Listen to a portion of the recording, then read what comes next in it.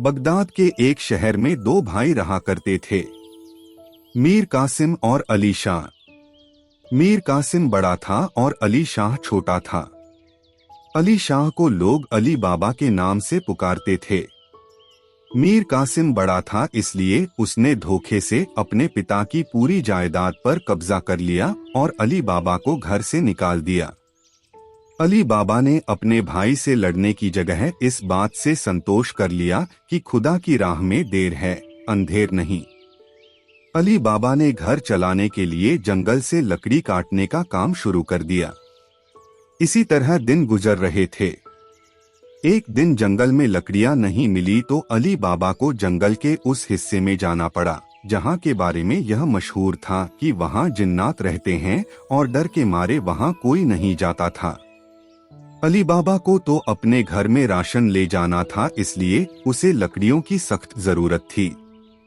एक पेड़ पर चढ़कर वह लकड़ियां काटने में मस्त हो गया, तभी उसे किसी के आने की आहट सुनाई पड़ी। अली बाबा को लगा कि आज तो काम से गए, क्योंकि किसी जिन्न ने उसको देख लिया है। अली बाबा अपने आप को छुपाने के लिए पत्तों के झुरमुट में चला गया। अली बाबा छुपा हुआ था तो क्या देखता है कि 40 चोर अपने लूट के माल के साथ चले आ रहे हैं और थोड़ी दूर जाकर एक पहाड़ के सामने खड़े हो गए और उनका सरदार जोर से बोला, खुल जा सिमसिम। ये बोलते ही पहाड़ में एक गुफा का दरवाजा खुल गया और चोर उसके अंदर चले गए। अली बाबा कुछ समझ पाता इससे पहले एक और आवाज आई, बंद हो जा सिमसिम, और गुफा का दरवाजा बंद हो गया। अली बाबा ने वहीं ठहर को इस माजरे को समझने की कोशिश की और थोड़ी देर बाद सारे चोर वापस निकल वहां से चले गए। अली बाबा अब उस गुफा के सामने गया और जोर से बोला, खुल जा सिमसिम, और गुफा का दरवाजा खुल गया। अली बाबा अंदर गया तो क्या देखता है कि गुफा सोने चांदी, हीरे जवाहरात और कीमती चीजों से भरा हुआ है। अली बाबा से जितना हो सका उसने माल असबाब इकट्ठा किया और खुल जा सिमसिम बोला। ऐसा करते ही दरवाजा खुल गया और अली बाबा अपने गधे पर सवार होकर घर पहुंचा। अली बाबा ने इतना ज्यादा अशर्फियां इकट्ठी कर ली थी कि उन्हें गिनना बहुत मुश्किल काम था, इसलिए उसने इनका वजन जानने के लिए अपने भाई के घर से तराजू मंगवाया। उसके भाई की बीवी बहुत धूर्त थी और यह जानने के लिए कि आखिर इस गरीब अली बाबा के पास ऐसी कौन सी चीज आ गई जिसे तोलने की जरूरत आ पड़ी, उसने तराजू के तले में मोम लगा दिया ताकि तोली जाने वाली चीज उससे चिपक जाए। उसकी तरकीब काम कर गई और तराजू के तले में एक अशर्फी चिपक गई। मीर कासिम की बीवी ने अपने पति को बताया कि उसके भाई अली बाबा के हाथ कोई खजाना लग गया है। मीर कासिम को जब यह बात पता चली तो वह अली बाबा के पास पहुंच गया और सच्चाई पूछी। अली बाबा ने अपने भाई को सारी बात बता दी। उसकी बात को सुनकर मीर कासिम भी उस गुफा के सामने पहुंच गया और बोला, खुल जा सिमसिम। गुफा का दरवाजा खुल गया और भाई अपने गधों को अंदर ले गया ताकि उन पर लाद कर ढेर सारा खजाना घर ले जा सके। अंदर जाने के बाद इतना खजाना देखकर उसका दिमाग खराब हो गया।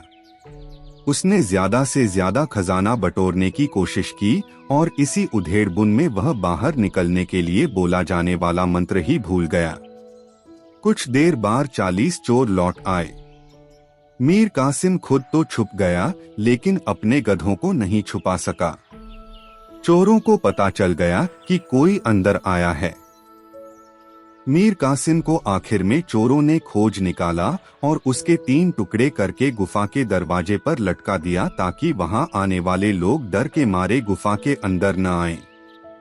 जब देर रात तक मीर कासिम नहीं लौटा तो मीर कासिम की बीवी अली बाबा के पास गई और उसे सारी बात बताई। अली बाबा ने अपने भाई की जान बचाने के लिए गुफा की राह ली तो क्या देखता है कि उसके भाई का कत्ल हो गया है। वह अपने भाई को लेकर घर आता है और एक दर्जी के पास जाता है ताकि उसका कफन सीला जा सके। ये बात चोरों के सरदार को पता चल जाती है। चोरों का सरदार उस दर्जी को लेकर अली बाबा के घर जाता है और उसके घर पर एक निशान लगा देता है ताकि रात के अंधेरे में जब वे लोग अली बाबा के घर आए तो उसका घर पहचाना जा सके। अली बाबा बहुत होशियार होता है और वह वैसा ही निशान ढेर सारे घरों पर बना देता है। चोर आते हैं लेकिन अली बाबा का घर नहीं खोज पाते हैं। चोरों का सरदार एक बार फिर दर्जी को लेकर अली बाबा के घर जाता है और उसका नक्शा अपने दिमाग में बैठा लेता है। अली बाबा को शक न हो इसलिए वह चोर नहीं बल्कि एक व्यापारी का रूप धरता है और तेल बेचने का नाटक करता है। वह 40 ड्रम बनवाता है और एक में तेल और बाकी में अपने साथियों को छुपाकर अली बाबा के घर पहुंच जाता है। अली बाबा को इस बात का पता चल जाता है। वह शाम को ही ढेर सारा तेल गर्म करवाता है और उन सभी ड्रमों में उन्हें डलवा देता है जिसमें चोर छुपे हुए थे। सारे चोर मर जाते हैं। चोरों को सरदार जब रात को उन्हें आवाज लगाता है तो उसे पता चलता है कि सारे चोर मारे गए हैं।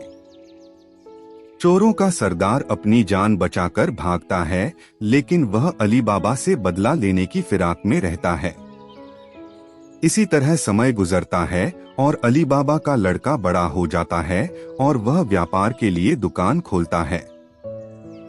एक आदमी इसमें अली बाबा के बेटे की बहुत सहायता करता है। अली बाबा से उस आदमी की बहुत अच्छी मित्रता हो जाती है।